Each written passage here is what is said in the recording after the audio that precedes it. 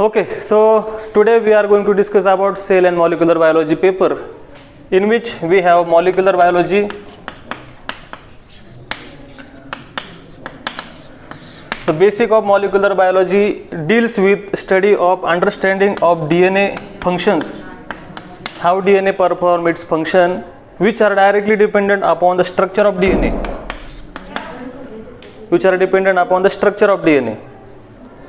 If you understand the structure of DNA very well manner, it will be very easy for you to understand function of DNA. The DNA performs major functions such as DNA replication, and another function is which is very important performed by the DNA, transcription. है ना. Replication and transcription are two major functions carried out by DNA. दोन कामं DNA करतो त्याच्या life स्पॅनमध्ये. So replication and transcription you can consider in central dogma in such a way that DNA creates RNA using small part of the DNA. म्हणजे एखादा DNA एवढा मोठा आहे त्यातला एवढाच पोर्शन यूज केला जाईल RNA बनवण्यासाठी. This RNA are further used for protein synthesis. This process is known as translation. We are not talking about this process. We are talking about this process where DNA produces RNA. And DNA also produces itself. Already we have discussed about selfish DNA hypothesis, that DNA is propagating on this planet utilizing all organisms for its propagation. आपल्याशिवाय DNA पुढे कसं जाईल? Imagine करा सगळे organism वाईप out झाले तर DNA तुमच्या आता आहे तो संपला तिथंच. To retain itself on this planet, that DNA is utilizing all organisms. त्याला selfish DNA hypothesis म्हणतात. असो. So DNA performing two operations here. It is dependent upon the structure of DNA. If you see closely structure of DNA, if you notice, DNA are made up of nucleotides. When you talk about DNA, the long form of DNA is deoxyribonucleic acid. Why it is called as deoxyribonucleic acid? You must have studied this. Because if you see, DNA are made up of different nucleotides. These nucleotides are something bigger molecule which includes sugar, nitrogen base, phosphate group. Here is oxygen present. In sugar molecule you have 5 carbons, carbon 1 prime, 2 prime, 3 prime, 4 prime, and here 5 prime. Carbon in sugar are denoted by prime.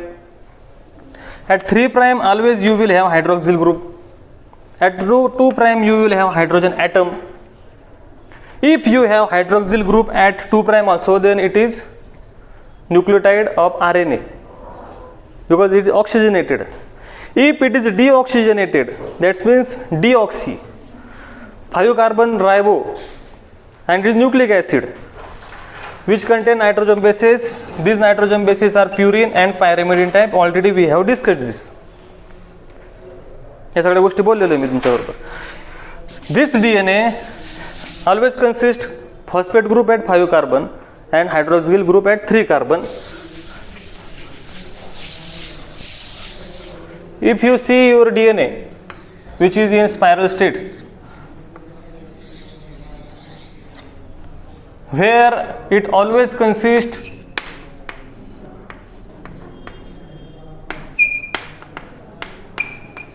base pairing.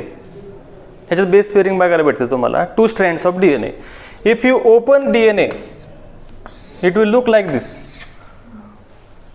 If you open that DNA, it will look like this, where you can write T here, which is having hydrogen bonding with thymine on nucleotide, with nucleotide which is present on another strand. So here we have strand number 1, strand number 2, double stranded structure. Here if you have G, here you will have C. Here if you have C, definitely G will be here. If it is containing T, A will be here. So Chargaff scientist proposed theory that if A are present in 25 in number, definitely T will be in 25 only. If C are present in 33 number, G will be 33 only. So purine will be equal to pyrimidine. This is purine, this is purine, this is pyrimidine, this is pyrimidine. So you have purine A and G and pyrimidine T and C. One purine always pair with one pyrimidine. हे लक्षात ठेवा तुम्ही. Here is purine pairing with pyrimidine. Here is one pyrimidine pairing with one purine. But point to remember here is that in AT you have 2 hydrogen bonds. In GC you have 3 hydrogen bonds. So it is quite easy to break 2 hydrogen bonds as compared to 3 hydrogen bonds. That's why GC region in a DNA is stronger as compared to AT region. Means what? In a DNA, if you have double stranded structure like this, one region where you can notice AT base pairing is there, and one region is there where GC base pairing only will be visible. AT त्याच्यामध्ये कुठंच नाही. This region will be more stronger as compared to this region. Stronger in the sense what? In this region strand separation is difficult ह्या region मध्ये, आणि या region मध्ये quite easy. हे आपला concept replication वेळेस उपयोगी पडणार आहे म्हणून आता सांगून ठेवतो मी तुम्हाला. So according to Chargaff, already I have asked you one question in previous lecture. If one strand or one fragment of DNA consists 200 total nucleotides, if particular strand of DNA consists 200 total nucleotides, in that you have C 21, how many T will be there total? If this particular strand consists of 200 nucleotides I am saying, if you have cytosine 21 in that, how many thymine will be there? How can we calculate this? So if you know cytosine are 21 means guanosine will be 21 only. Total of this 42. 200 minus 42. 200 minus 79. 79 kas? Answer me this. 158. So 158 is remaining, which are definitely A and T. A will be always be equal to T. So divided by 2 gives 79. So thymine will be 79, adenosine will be 79. Solved. This type of question are asked in competitive examination. कळालं का मी काय केलं इथे? 200 न्यूक्लियोटाइडचा fragment जर दिला, त्यात cytosine 21 असेल तर थायमिन तुम्ही काढू शकता. Because of which rule? Chargaff's rule. Very good. So okay, here we have always this type of designation given in DNA: 5' to 3', 5' to 3'. Always and always DNA synthesis takes place on 5' to 3' direction. New DNA synthesis takes place from 5' to 3' direction only. Okay, असू द्या. आता इकडे लक्ष द्या.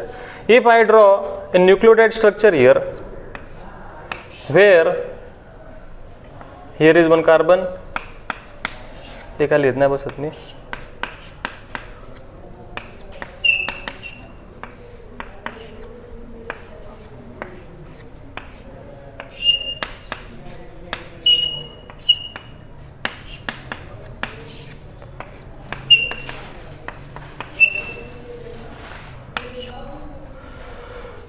According to this trend, I am highlighting this trend here. हा strand मी इथं दाखवते तुम्हाला. According to this trend, if you have A here, this A should be in double ring straight.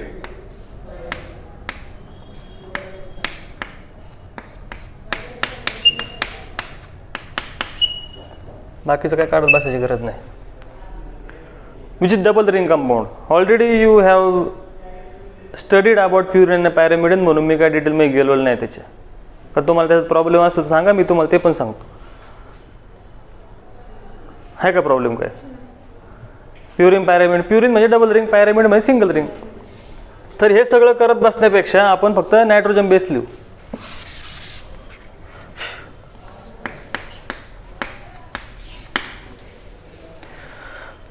This is A and this is G. ह्या स्ट्रँडमधलं मी इथं दाखवतोय ना, इथं मी काय काढणार,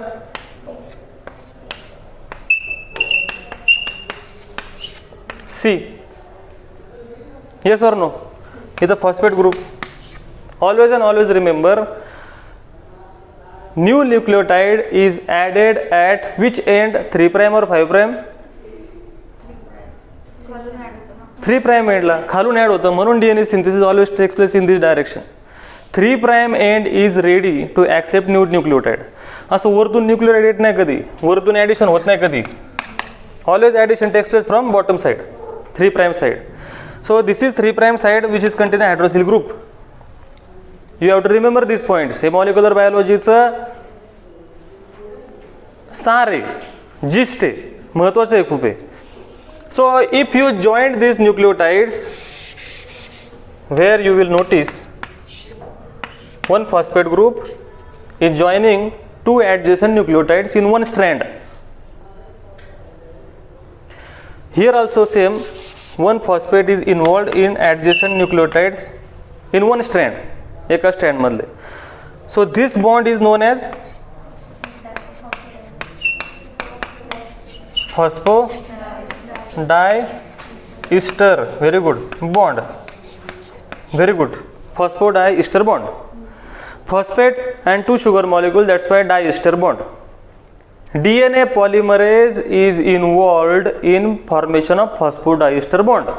DNA polymerase काम येते, नवीन न्यूक्लियोटाइड आल्यानंतर इथं जो बॉन्ड तयार होईल तो कोण तयार करणार आहे?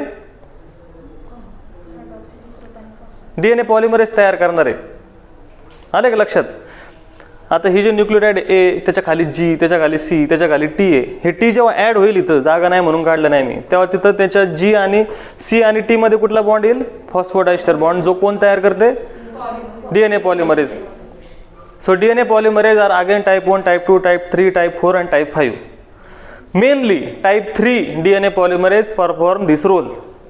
DNA पॉलिमरेज 3 चं काम आहे. You have to highlight this point.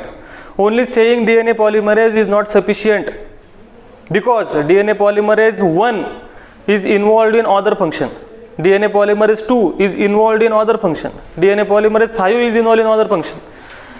All these DNA polymerases are working for DNA, maintenance of DNA. गाडीची सर्व्हिसिंग करतो ना आपण, करता का नाही सर्व्हिसिंग तुम्ही? त्याच्यासाठी सर्व्हिसिंग करायला एकच माणूस असतो का? इंजिनचं काम बघायला एक माणूस आहे, टायरचं काम बघायला एक माणूस आहे, आतली क्लिनिंग करायला एक माणूस आहे. पण तुम्ही जर विचारलं तो काय करतो, काय मी सर्व्हिसिंगचं काम करतो, बरोबर ना? तसं DNA पॉलिमरेज कॅटेगरी त्यात क्लास 1, 2, 3, 4, 5 असे पडलेले आहेत. आलं लक्षात तुम्हाला? So in carbon number 1 of sugar molecule who is attached? Nitrogen base. Carbon number 5 who is attached? Phosphate. आणि carbon number 3 who is attached? Hydroxyl group. Carbon number 2 hydrogen. Hydrogen do not interfere anywhere, त्याच्यामुळे आपण त्याला highlight करत नाही. आता इथं पण hydrogen आहे ना, सॉरी हा हायड्रोजन आहे ना इथं सुद्धा खाली, ह्याच्या खाली कार्बन नंबर 4 जो आहे त्याला पण इथं हायड्रोजन असे दाखवू शकतो. मग दाखवायची गरज नाही, त्याचा काय रोलच नाही त्याच्यात, तर कशाला दाखवत बसेच. हे झालं एक typical single stranded structure. If you notice opposite side of strand, म्हणजे ही जर साईड काढली मी आता, तर हाऊ शुड इट लुक ते मी ड्रॉ करून दाखवत होतो.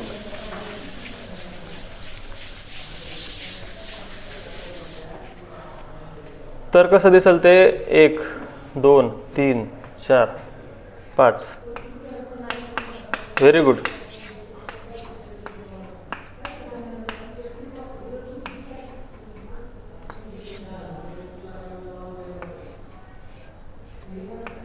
माझं चुकत असेल सांगा, ते उलटं काढताना चुकू शकतं, चुकणार नाही मला गॅरंटी आहे. तरी पण बरोबर आहे का? हे बरोबर आहे का? बरोबर आहे म्हणताय तुम्ही. बरोबर ना? तुम्ही सगळ्याला हो म्हणा.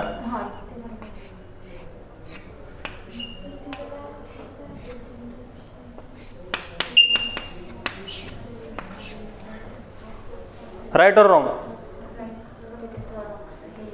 I will tell you. Carbon number 1, carbon number 2, carbon number 3, carbon number 4, and this is carbon number 5 here.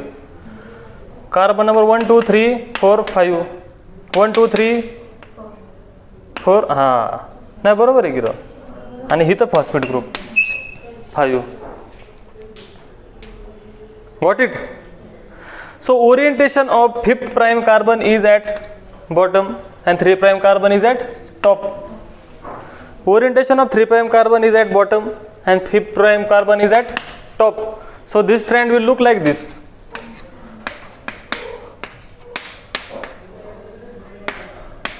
Yes or no?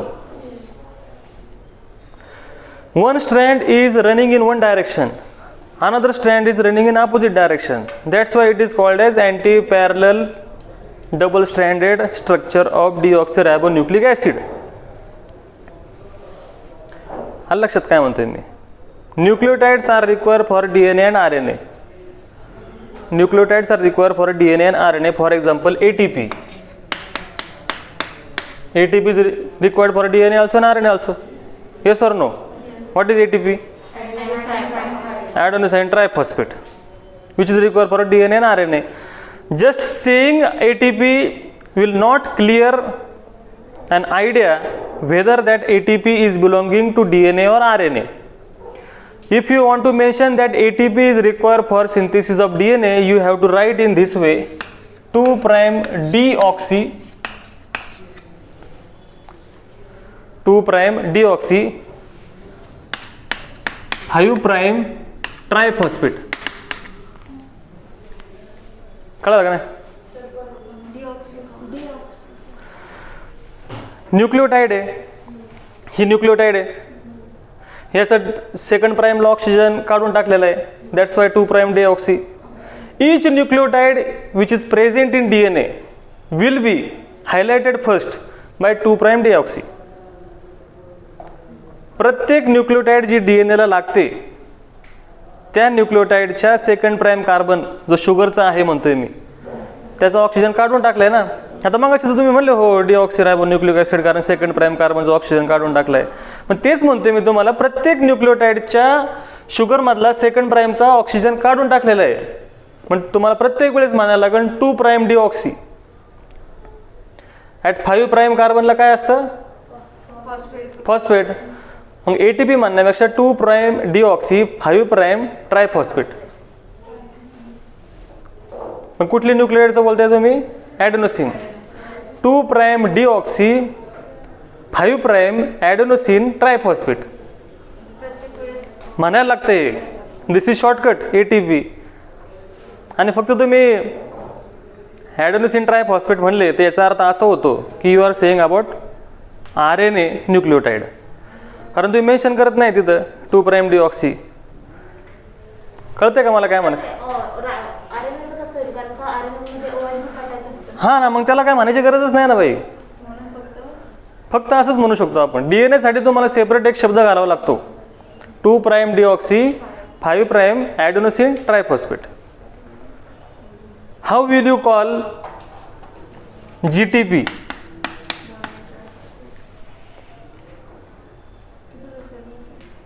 How will you call GTP? GTP ला काय नाव देणार? एक GTP ही GTP नाही म्हणतायचं, एक न्यूक्लियोटाइड आहे. याला तुम्ही दिसते तुम्हाला की DNA मध्ये आहे तर काय म्हणणार? 2' deoxy 5' गॉनोसिन ट्रायफॉस्फेट असं म्हणतोय मी. नाही कळालं? नाही कळालं? काय नाही कळालं सांग. अगं मी परत घेतोय पहिल्यापासून.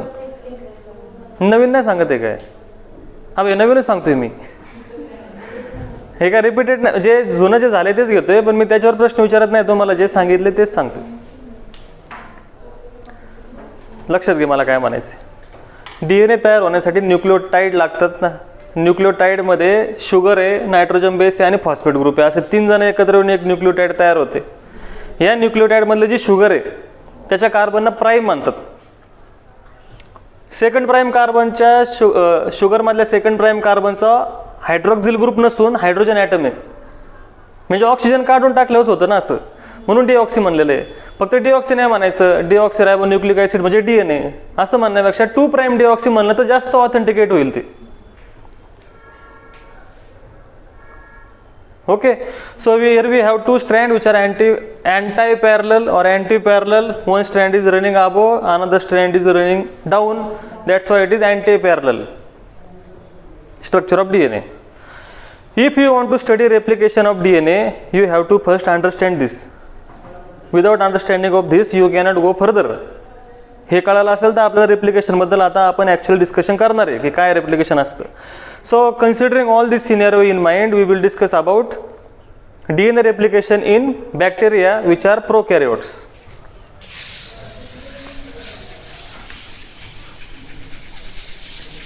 हे जर नाही कळालं ना तर किती डोकं आपटलं तरी कळत नाही पुढच्याला काय म्हणायचं बाबा या माणसाला.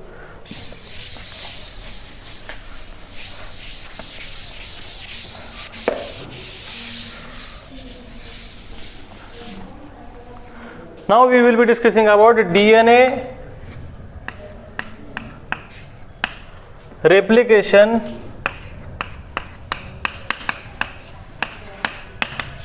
which is also known as duplication.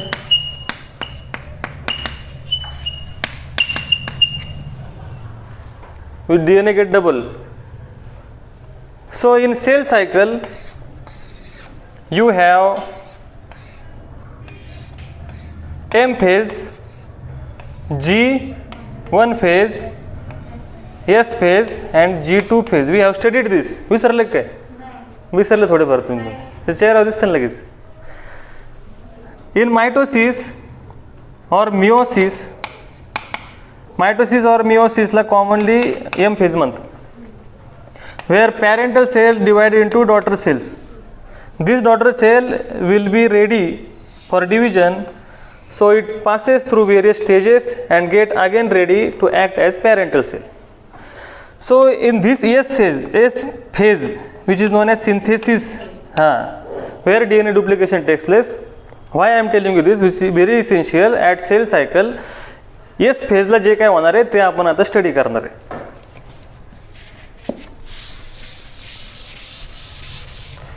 Okay, पण here we are highlighting DNA replication or duplication in prokaryote.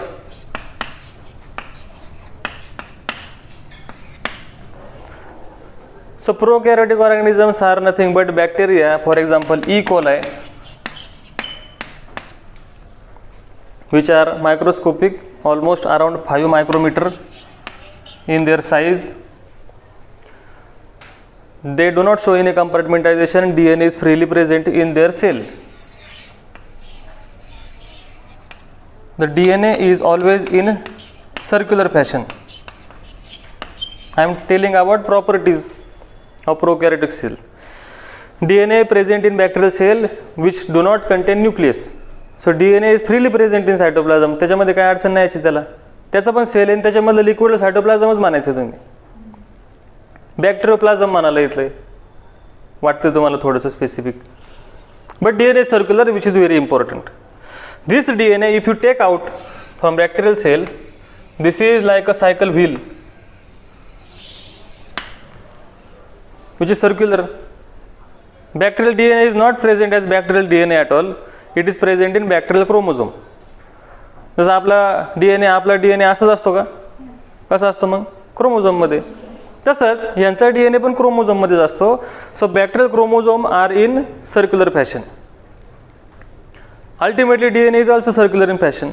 So तुम्हाला थोडंसं अजून सायंटिफिक डायग्राम काढायचे असेल तर तुम्ही थोडंसं असं करू शकता.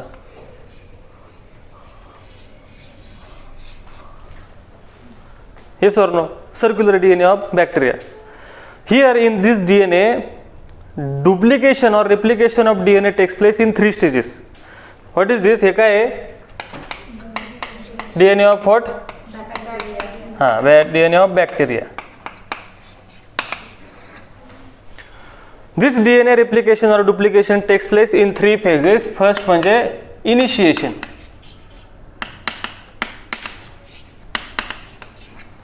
दुसरा आहे इलॉन्गेशन आणि तिसरं आहे termination. Initiation, elongation, termination. Like bacteria, eukaryotic also cell shows DNA replication in 3 stages. DNA replication initiation, replication elongation and replication termination. त्या शब्दांमध्ये त्याचा अर्थ आहे. Word has its meaning. काय अर्थ आहे त्याचा? How DNA replication starts. Once DNA replication starts, how it proceeds. Once it proceeds, how it gets stopped. आता काही खेळ आहे का तो चाललाय दिवसभर? नाही, असं नाही करत. जो initiation, elongation and termination are 3 stages of DNA replication. In bacterial DNA, you have one specific point, listen carefully, where DNA replication always and always start.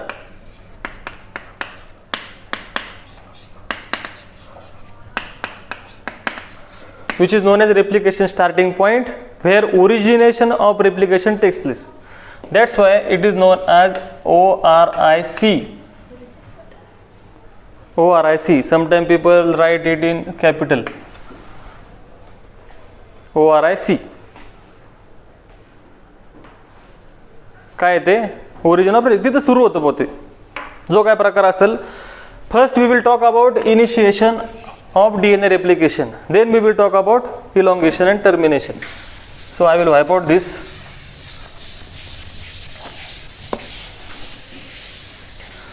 So this is bacterial DNA, where one specific location is there, which is known as ORIC, where replication starting point you can call as, त्याला आपण म्हणू शकतो replication starting point. This region has specific peculiar characteristics. This region is rich in A and T. This region is rich with A and T. What are A and T? पण ते काय आहे? Base pairing आहे. That is base pairing. This region is rich with A and T base pairing. Almost 70 to 80 base pair distance पर्यंत असू शकते. बऱ्यापैकी मोठा असते ते. 100 काही ठिकाणी 115 बेस पेअरचा पण रिजन असतो. फक्त एकच ए आणि एकच टी नाही. Means if you zoom this region like this way, असं जर मी झूम केलं तर तुम्हाला दिसेल असं प्रकारचं. इकडं ए, इकडं टी, इकडं टी, इकडं ए, इकडं ए, इकडं टी, असं कंटिन्यू तुम्हाला बघायला भेटेल. कंटिन्यू आहे. Why? Because to break double hydrogen bond is easy as compared to triple hydrogen bond. In previous lecture आपण खूप बोललो होतो त्या स्ट्रक्चर बद्दल. In that lecture I have told you N glycosidic bond, phosphodiester bond, van der Waals forces, hydrogen bond, covalent bond. These are the types of bonds which are present in DNA. Today just I have highlighted strand orientation कशा प्रकारचं असतं, because it is required here.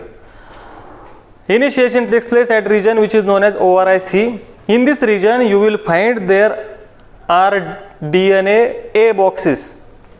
इथं एक box आहे, इथं एक box आहे, इथं एक बॉक्स आहे, इथं एक बॉक्स आहे.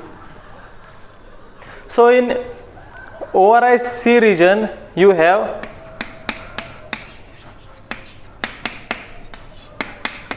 DNA A box present. Box म्हणजे जागा. जास्त लोड घ्यायचं कारण नाही, त्याने नाव दिले, आपण पण त्याला त्या नावाने हाक मारायची. DNA A box. Here on this DNA A box,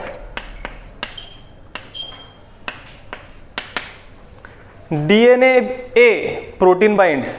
त्या बॉक्सवरती DNA A प्रोटीन बाइंड होतं. ते गोल गोल असेल कसं तरी वेगळ्या कलरच्या खडून दाखवतो तुम्हाला. या ठिकाणी ते बाइंड झाले. असं कोण झाले bind? DNA A protein.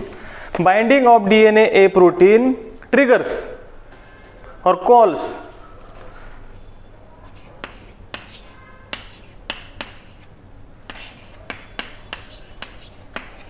DNA B and DNA C protein at that spot. त्या स्पॉटला, कुठल्या? इथल्या स्पॉटला. इथं येतील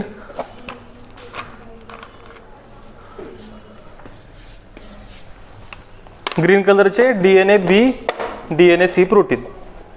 पहिल्यांदा काय लक्षात घ्या, ORIC सिक्वेन्समध्ये DNA बॉक्स आहे. DNA बॉक्सला DNA बॉक्स का म्हणले? कारण तिथं DNA प्रोटीन बाइंड होते. DNA प्रोटीन बाइंड झालं की DNA B प्रोटीनला बोलवते ते की हाय बाबा जागा या.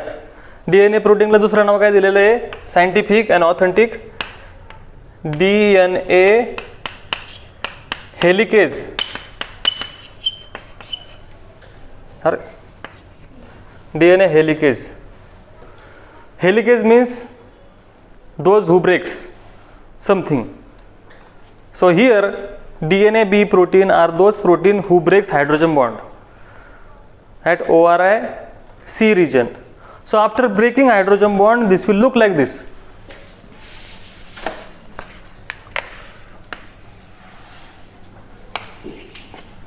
बरोबर ना? कुठला भाग? हा भाग. हे असं दिसेल. Yes or no?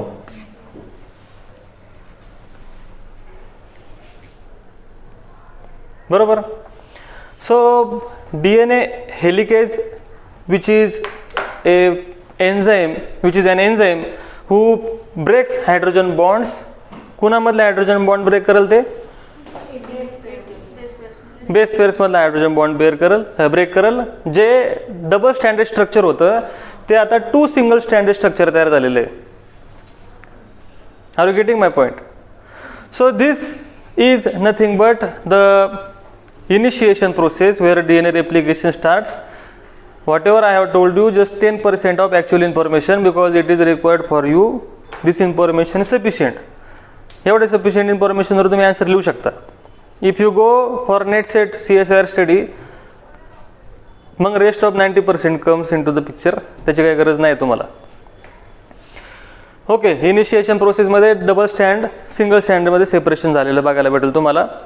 There are several factors like alpha factor of RNA polymerase and DNA polymerase are play into the picture, come into the picture, who sits on DNA वरती बसतात. RNA polymerase कशाला लागतोय मसाल?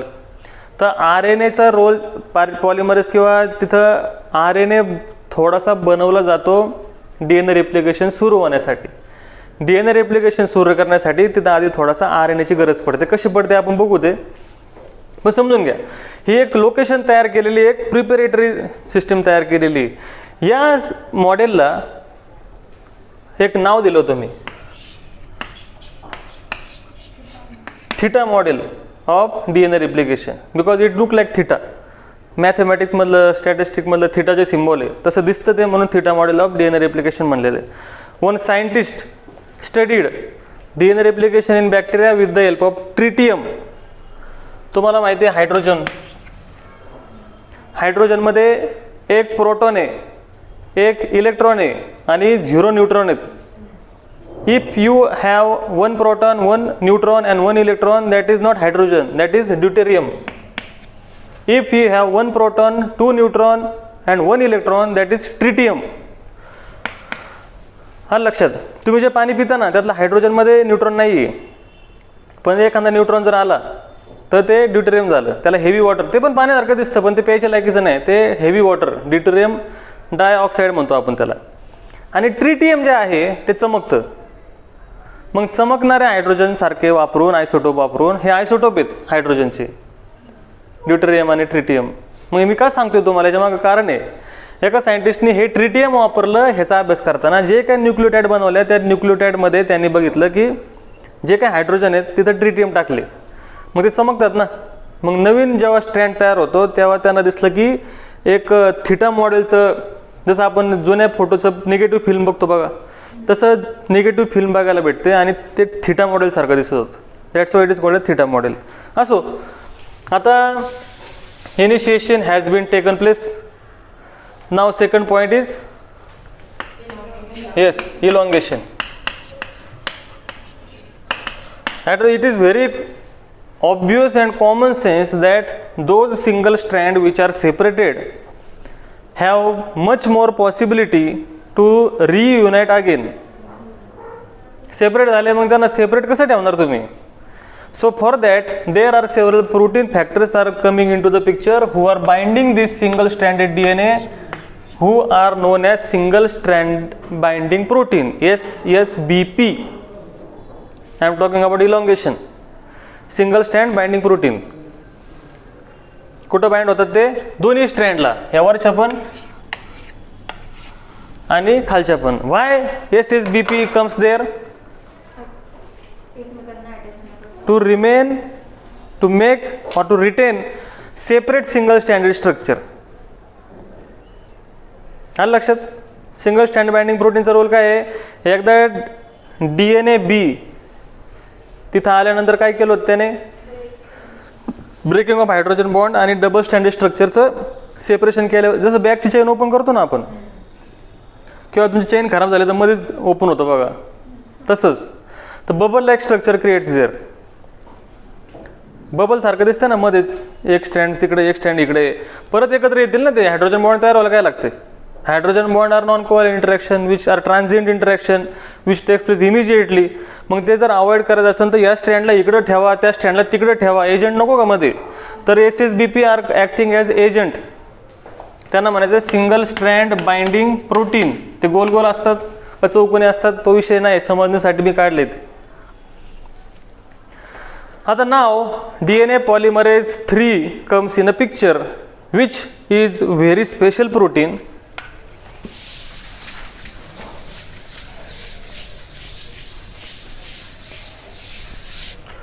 DNA आता मी हे जे आहे ह्याच्याबद्दल बोलतोय. या ठिकाणी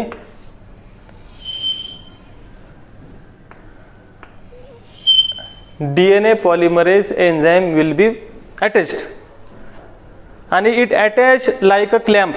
क्लॅम्प म्हणजे काय? चिमट्यासारखं असतं. तर क्लॅम्प लोडर नावाचं एक प्रोटीन त्या ठिकाणी येतं. Clamp loader. Clamp loader loads clamp on this DNA. जिथं सिंगल स्टँडर्ड बाइंडिंग प्रोटीन आहेत त्याच्या साईडला क्लॅम्प लोडर क्लॅम्प ॲड करतं, जो DNA पॉलिमरेजचा एक पार्ट आहे. जसं तुम्ही बांगडी घालता हातात, ती बांगडी मागं पुढं सरकते, तसं रिंग सारखं स्ट्रक्चर ते क्लॅम्प असतं, ते पुढं पुढं सरकतं. DNA replication takes place in 2 directions at one time. म्हणजे इकडं सुद्धा आणि इकडं सुद्धा. That's why elongation takes place in bye directional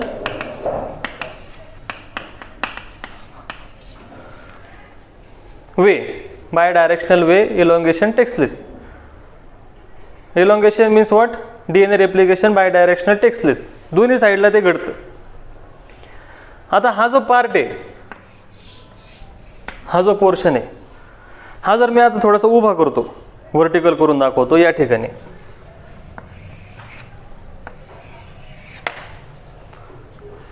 कुठला तर मी बॉक्स केलाय त्याला. This portion I am talking, I am showing this portion here vertically. For समजण्यासाठी काहीतरी डायग्राम काढायला लागेल ना. तर या ठिकाणी तुम्हाला दिसेल की एक स्ट्रँडची डायरेक्शन अशा प्रकारची आहे आणि दुसऱ्या स्ट्रँडची डायरेक्शन अशा प्रकारची. Previously we have said that DNA synthesis always and always takes place in which direction? 5' to 3' direction. Ups and downs लिहू नका बरं का त्यात. So if you separate this strand, आता हे स्ट्रँड सेपरेट झाले असं समजतोय आपण, it will look like this. इथं काय आहे? 3'. इथं काय आहे? 5'. So DNA synthesis going to takes place on this parental strand. हे जे आहे ते पॅरेंटल स्ट्रँड सेपरेट झाले जातात. ह्याच्यावर नवीन DNA तयार होणार आहे. कोण तयार करणार आहे? RNA polymerase. But RNA polymerase cannot act directly. For that म्हणजे थोडक्यात काय, या डायरेक्शनने DNA सिंथेसिस व्हायला सोपं आहे. 5' to 3'. On this parental strand, short fragment of RNA are produced. Short fragment of RNA are required. सुरुवात करायला. सुरुवात तशी होत नाही. लक्षात ठेवा हे. स्टार्टिंग ऑफ DNA रेप्लिकेशन सुरुवातीला RNAचा थोडासा टेम्पररी तुकडा या साईडला बनवावा लागतो. या साईडला इकडं. म्हणजे या स्ट्रँडची इन्फॉर्मेशन वापरून या साईडला. छोटासा तुकडा बनवायसाठी RNAचा तुकडा बनवायला RNA primase enzyme are involved. Chaitrali समजते का? 2 स्ट्रँड सेपरेट केले ना आपण, त्याच्यावरती 3 प्राइम टू 5 प्राइम हा जो स्ट्रँड आहे याच्यावरती DNA replication will takes place. Direction of DNA replication this way only. म्हणजे इथून इकडे गेलं पाहिजे. डायरेक्ट DNA सुरू होत नाही बनवायला. कधी DNA डायरेक्टली पहिल्यापासून स्टार्ट होत नाही सिंथेसिस करायला. सुरुवातीला स्टार्टिंग करण्यासाठी जसं आपण भूमिपूजनाला नारळ फोडतो तसं इथं RNA थोडासा लावावा लागतो सपोर्टला, आधार म्हणून. आणि हा RNA प्रायमर माहिती आहे तुम्हाला? प्रायमर एक सुरुवात करून देण्यासाठी फक्त. सर हे प्रायमर ॲड करणाऱ्याला काय म्हणतात? RNA प्रायमेज. हा टेम्पररी असतो आणि ते नंतर बघू आपण त्याचा पुढं काय होतं. Once RNA primer is added here, this is RNA primer added by RNA primase. Then DNA polymerase 3 will continue to add nucleotide on new strand with reference to old strand. ह्याच्यावरती जर इकडे T असेल तर इथं नवीन ह्याच्यामध्ये काय येईल? A येणार आहे. इकडे जर G असेल तर इकडे काय येणार आहे?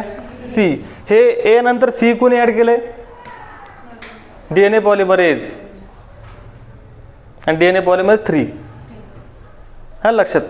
हे DNA polymerase एन्झाईम हे न्यूक्लियोटाइड ॲड करत करत पुढं जाईल. हे स्ट्रँडचं ओरिएंटेशन असेल 5 prime to 3 prime and this is very easy ह्या साईडला.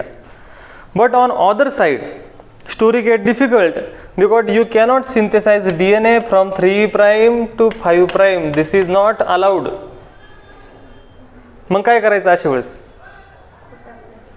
अशा वेळेस त्यांना फ्रॅगमेंट बनवावे लागतात. त्यांना म्हणजे कोणाला? DNA पॉलिमरेजला. DNA पॉलिमरेज इथं रिंगने अटॅच्ड आहे, इथं क्लॅम्प आहे.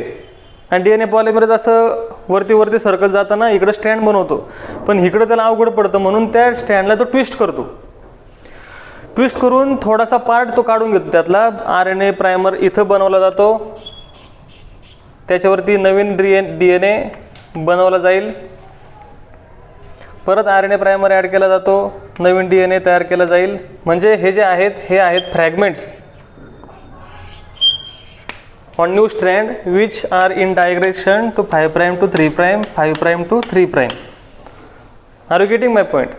आता मला फळ्यावरती काढ देणार नाही, फळा असा गोळा करू शकत नाही मी. तुम्ही त्याचे व्हिडिओ नक्की बघा यूट्यूबवरती. मी त्याच्यामध्ये व्हिडिओ ॲड करायचा प्रयत्न करेल. कसं असतं, एक दोरी आहे, त्या दोरीला ते ट्विस्ट करतात. टेम्पररी ट्विस्ट केल्यानंतर जो पोर्शन त्याच्या अलीकडे आला आहे त्याच्यावरती RNA बनवतं, सोडून देतं. परत एक पोर्शन दोरीचं घेतं, बनवतं, सोडून. दोरीचा म्हणजे DNAचं एक स्ट्रँड म्हणतो मी इथं. म्हणजे हे फ्रॅगमेंटमध्येच करावं लागतं त्याला. त्यामुळे हा स्ट्रँड थोडा स्लो होऊन जातो. आणि हे जे फ्रॅगमेंट बनलेले आहेत हे सायंटिस्टनी नाव दिलं आहे का? Okazaki. That's why these DNA molecules which are produced on other strand are Okazaki fragments, which is very slow process as compared to strand synthesis. ह्या साईडला म्हणजे ह्या साईडला जे होणार आहे ते फास्ट होईल आणि या साईडला होणार आहे ते स्लो होईल. इकडं तुम्हाला बघायला भेटेल की ओकाझाकी फ्रॅगमेंट्स तयार झालेले आहेत. This is slow strand, that's why it is known as lagging strand. This is fast strand, that's why it is known as leading strand. Now one important thing I would like to mention here is that these are separate Okazaki fragment or not. Yes, there is always gap between these two Okazaki fragment. कारण की कसं आहे, तो DNA ला तो temporary पकडून सोडतो, या दरम्यान काही पार्ट शिल्लक राहतो मध्ये, तर यांच्यामध्ये गॅप राहतो ना. हा गॅप सील करणारे एन्झाईम असतात, त्याला म्हणायचं DNA. Yes, very good. Ligase. DNA polymerase 3 काय करते? ॲक्च्युअली DNA सिंथेसिस करते आणि which is supported by clamp. एक लक्षात घ्या, तुम्ही एक दोरी पकडा, दोरी असते ना, ती दोरीमधून ओपन करा आणि दोन्ही साईडला अशी ताना, काय होईल दोन्ही एंडला दोरीच्या? सुपर कॉइलिंग होईल, टाईट होतं ते दोन्ही साईडला. दोरी आहे का आपल्याकडं? So this is double standard DNA which is in coil state. कॉइलमध्ये आहे ना तो. दिस is coiling.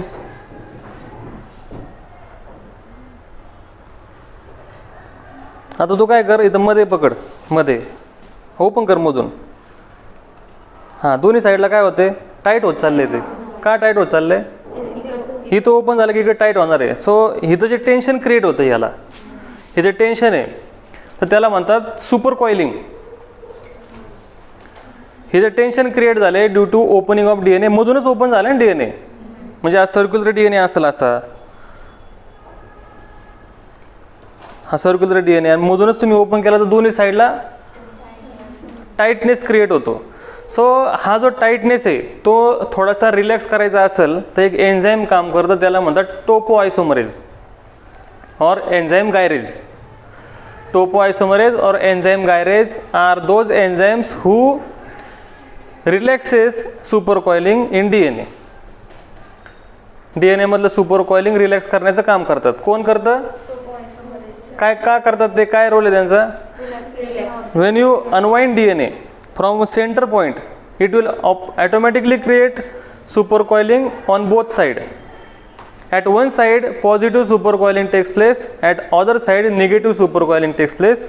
Whatever may be the case, enzyme topoisomerase म्हणजे या साईडला टेन्शन क्रिएट होणार आहे ना, इकडे टेन्शन क्रिएट होणार आहे, इकडे टेन्शन क्रिएट होणार आहे, बरोबर. आता हे लीडिंग स्टँड आणि लॅगिंग स्टँड जर तुम्हाला सांगायचं झालं तर याच्यामध्ये खूप सोपं आहे. एक स्टँड जो आहे तो लीडिंग आहे, इथून तुम्हाला वरती जायचं आहे. इकडे बघा अय मुलींनो, इकडून तुम्हाला वरती जायचं आहे. हा DNA असा असा पुढं पुढं DNA पॉलिमरेज पुढं पुढं चाललेला आहे, आणि इकडून तुम्हाला नवीन स्टँड बनवायला काही अडचण नाही. पण इकडून तुम्हाला असं बनवायचं आहे. आता तुम्हाला वरती जायचं आहे आणि या साईडला स्टँड कसं काय बनवणार, तर टेम्पररी तो DNA असं पकडतो दुसऱ्या स्टँडला. हां, टेम्पररी, हां टेम्पररी तो या साईडला वरती घेतो. असं वरती घेतलं की ही साईड मग तो करतो, सोडून देतो. थोडं मागं सरकल्यानंतर मग जे येईल ते वरती घेतो आणि सोडतो. मग हे जे स्टँड आहे ते असं वरती खाली करण्यात मागं राहतं ना, ही साईड कंटिन्यू पुढे जाते. DNA पॉलिमरची डायरेक्शन एका साईडला आहे, त्याच साईडला नवीन स्टँड बनवायचं आहे, आणि ऑपोजिट साईडला DNA पॉलिमर चालला इकडं आणि नवीन स्टँड बनवायचं तिकडं. कसं काय करायचं, मग टेम्पररी पकडायचं याला असं, आणि नवीन DNA बनवून सोडून द्यायचं. हे सगळं करताना तो मागं राहतो. हे सगळं करताना फ्रॅगमेंट तयार होतात. त्या फ्रॅगमेंटला म्हणले ओकाझाकी फ्रॅगमेंट, जे लॅगिंग स्टँडचे मेंबर आहेत. आता दोन ओकाझाकी फ्रॅगमेंटमध्ये तुम्हाला दिसेल की गॅप आहे, जो भरून काढला तो DNA लायगेजने. हे लीडिंग स्टँड लॅगिंग स्टँड राहिले बाजूला, पण DNA पॉलिमरेज सरकत असताना सुपर कॉइलिंग क्रिएट करतो, विच इज रिलॅक्स्ड बाय टोपोआयसोमरेज और गायरेज. म्हणजे किती एन्झाईम झाले बघा ना तुम्ही इथेच. Another important point I would like to hear, which is very important, is that each Okazaki fragment always start with RNA primer. प्रत्येक Okazaki fragmentला RNA primer सुरुवात करून देतो. इथं किती RNA primer असतील, only one. Leading strand will have only one RNA primer. Lagging strand on which DNA many, जेवढे fragment तेवढे RNA primer. These RNA primer are removed by DNA polymerase II, one type of enzyme. हे काढून टाकतात DNA polymerase II सारखे enzyme, आणि तिथं तसाच नवीन DNA छोटासा बनवतात.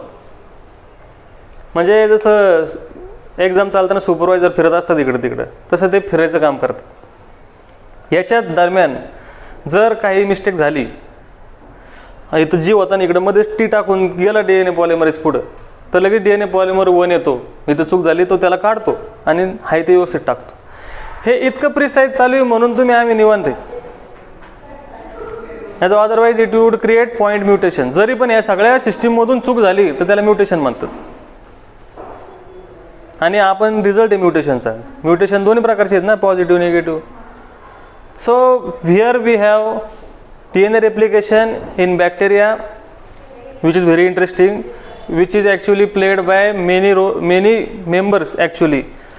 बऱ्याचशा गोष्टी मी तुम्हाला इथे सांगितलेल्या आहेत. So theta model, bacterial chromosome or bacterial DNA, ORI sequence, DNA box, DNA protein, DNA B, DNA C, DNA helicase, DNA polymerase, topoisomerase, gyrase म्हणतात, DNA लायगेज, DNA पॉलिमरेज 1, 2, 3 चे रोल बघितले आपण.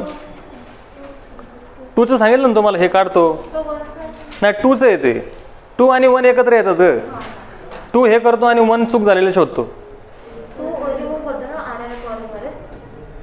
Primer RNA प्रायमरला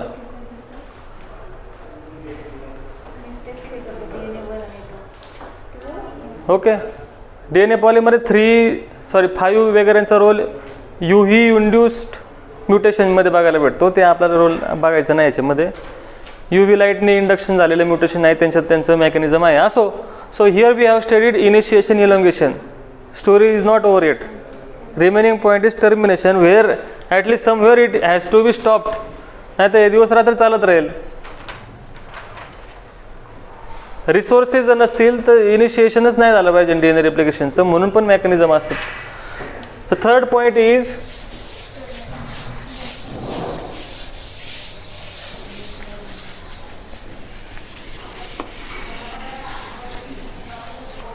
initiation, elongation and final termination. And चांगली बातमी अशी की 100% research झालेलं नाही आहे टर्मिनेशनवरती अजून. People are still working on it, but whatever information we have to understand it. So it was bacterial chromosome or bacterial DNA where you had what ORIC, origin of replication. In this origin of replication, when DNA separation takes place, it shows this type of structure. On this you have DNA synthesis takes place. थोड्या वेळानंतर तुम्हाला दिसेल की हे असं झालेलं आहे. पूर्ण आतल्या बाजूला एक स्ट्रँड तयार झालेला आहे आणि बाहेरच्या बाजूला एक स्टँड तयार झालेला आहे ना. म्हणजे 2 DNA मॉलिक्यूल तयार होतात. ते this is 1 DNA molecule, this is another DNA molecule. Finally they will separate from each other. पण कुठंतरी एक पॉईंट असतो ज्या ठिकाणी तुम्हाला दिसेल की हे सगळं प्रोसेस थांबली पाहिजे. असे तुम्हाला दिसतील की 5 जागा आहेत, 5 ते 6 जागा. 1, 2, 3, 4, 5 are known as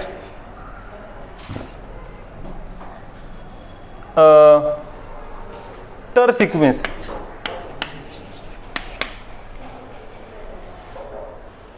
ter sequence, termination sequence. Ter sequence म्हणजे काय? Termination sequence, where termination should get stopped. अशा जागा आहेत 4-5.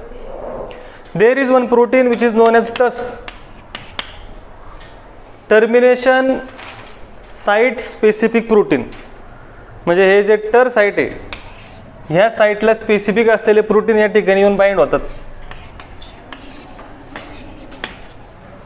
Termination site specific protein known as Tus protein. When TUS protein comes on DNA, they stops DNA polymerase. DNA पॉलिमरला पुढे जाऊ देत नाही. आता चेन आहे अशी मोठी, त्या चेनच्या मध्ये तुम्ही हात लावला असा खालून आणि चेन दुसऱ्या हाताने ओपन करायला गेलं होईल का? नाही होणार. तुम्ही सोडून देणार चेन ओपन करायचं ना. तसा प्रकारे तो टर सिक्वेन्सला टस प्रोटीन बाइंड झालं की त्या पॉईंटला DNA रेप्लिकेशन प्रोसेस स्टॉप होऊन जाते, ज्या DNA पॉलिमरेज चालू झाली होती. नाही कळालं? एक साईट आहे, अशा एक साईटने अशा 5 साईट आहेत की ज्या ठिकाणी प्रोटीन बाइंड होतात, ज्यांचं नाव आहे टस. ते का बाइंड होतात? कारण ते त्या साईटला ओळखतात. त्या साईटला म्हणले टर सिक्वेन्स किंवा टर साईट. टर साईटला बाइंड होणारे टर साईट सेन्सिटिव्ह प्रोटीन असतात किंवा रिकग्निशन प्रोटीन. त्यांना कळतं की ती साईट कुठे. जसं DNA बॉक्सला कोण बाइंड झालं होतं? DNA A. जसं या साईटला हे बाइंड झालेत. हे बाइंड झाले की DNA पॉलिमरेजला काय करता येत नाही, मग DNA पॉलिमरेज निघून जातो आणि रेप्लिकेशन स्टॉप्स. कळतंय का मला काय म्हणायचं? So in this way we have studied. ह्याच्यामध्ये एवढंच तुम्ही लक्षात ठेवा, तुमच्यासाठी एवढं सफिशियंट आहे. Termination in prokaryote and eukaryote, replication in prokaryote and eukaryote एक सिनेरिओ आहे. त्यातला युकॅरियोटिकचं आपण राहिले, प्रोकॅरियोटिकचं we have just discussed with respect to many enzymes. सांगायचा प्रयत्न केला मी, काही गोष्टी राहिल्या असतील. आपण युकॅरियोटिकच्या वेळेस अजून वेगळ्या डिटेलमध्ये बघू, म्हणजे तुमच्या लक्षात पूर्णपणे येईल. ह्याच्यात तुम्हाला परीक्षेला प्रश्न आला तर लिहिता येईल. So we will stop here about DNA replication in prokaryotes. If you have any doubt ask me now. Sir, आपण RNA घेतो नवीन करण्यासाठी, तर तो तिथेच तसा राहतो का परत निघून जातो? सांगतो ना. आता समजा नवीन DNA मॉलिक्यूल तयार करायचं आहे, ऐका रे, प्रश्न चांगला आहे, ऐका ऐका का बरे. नवीन DNA तयार करायचा असेल तर सुरुवातीला प्रायमर असल्याशिवाय नवीन DNA तयार होत नाही. इथून नवीन DNA तयार व्हायला सुरुवात होईल, पण तो बघतो आधी प्रायमर आहे का. हा प्रायमर कोण ॲड करते? RNA प्रायमेज. एकदा DNA तयार झाला की हा प्रायमर काढून टाकला जातो आणि त्या जागी परत नवीन DNA तयार केला जातो, एवढासाच छोटासा. आणि या साईडला मग सारखे प्रायमर ॲड करत राहायला लागतं पुढं पुढं जाताना, कारण उलटा कारभार झाला ना तो. आणि ते पण निघून जातात ना नंतर सगळे निघून. कुठल्याही DNA RNAचा अंश पण नसतो नंतर शेवटी. त्याच्या पुढचं तर सांगितलंच नाही तुम्हाला मी अजून. पोस्ट रेप्लिकेशन पण एक सिनेरिओ आहे. म्हणून मी तुम्हाला आधीच बोललो की तुम्हाला जे काही शिकायचे 10% आहे ॲक्च्युअल कन्सेप्ट ऑफ रेप्लिकेशनच्या.